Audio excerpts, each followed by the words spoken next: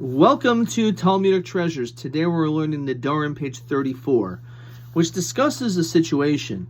If a person makes a vow, are you allowed to return a lost object, like a pen, to the person who, in fact, this is his? So we know that there is a special mitzvah that if you find a lost object, you are obligated to return that lost object. Now the problem is, what if there is a vow that was made that you're not allowed to derive benefit from one another? The question is, who is the one that's not allowed to get benefit from the other?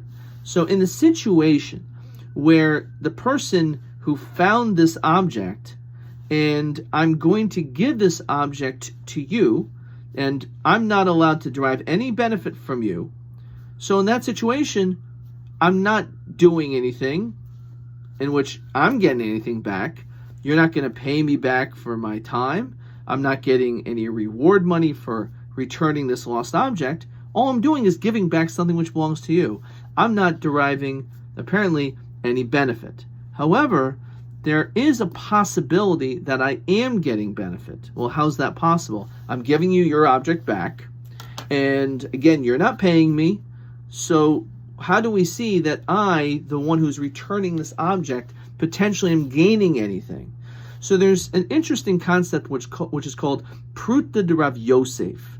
Now there is an important principle that when you're engaged in doing one particular act, a positive act, a mitzvah, so we say that you are exempt from having to do another act, another mitzvah.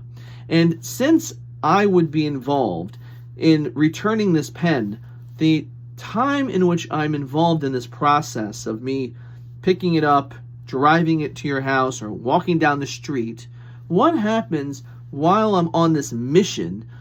There is a poor person that is asking for money. Now, a person is obligated to give charity.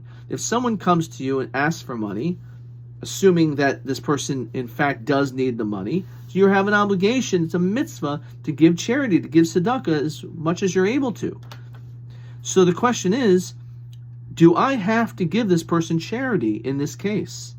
So according to this concept of Prutta de Rav Yosef, I don't have to, because since I'm involved already in one act, one mitzvah, I have that focus of doing one particular thing. I no longer have to do this other action of giving charity, which therefore, according to this opinion, whereas we're seeing that in fact you are getting benefit. Well, what do you mean? I'm not getting benefit from this person. I'm just giving back his pen. Yes, but still, by me doing this action of giving you this pen, I am actually benefiting that I do not have to give charity at that precise moment. And therefore, because of that, according to one opinion, they say that you're actually not allowed to give this object. And therefore, if I'm here next to my friend who's right next to me, and we both found this pen, and we both know it belongs to you, but I have this prohibition that I'm not allowed to derive any benefit from you, so I would say, you know what, I better not pick up this pen. I better not return it. Could you do me a favor? You pick up this pen instead, and you give it to him, because I'm not allowed to. Because by me doing that, I'm going to potentially end up not doing this other act of giving charity, which causes me to save money by not having to give the charity.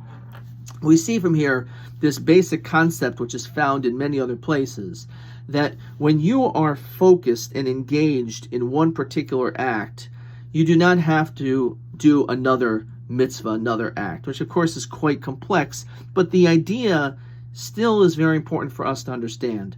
There's a lot of times that a person does something, but they're not really focused. And sometimes a person may be physically in a place, they may be having a conversation, but their mind's wandering in a million other places. The Talmud here is telling us that when you are focused in doing one particular thing, that's precisely what you should be doing. And because of that, you do not have to, and you shouldn't, deviate from it, because if you do, you may end up losing the insight of what you're supposed to be doing at the current moment. And therefore, live in the moment and focus on what's in front of you.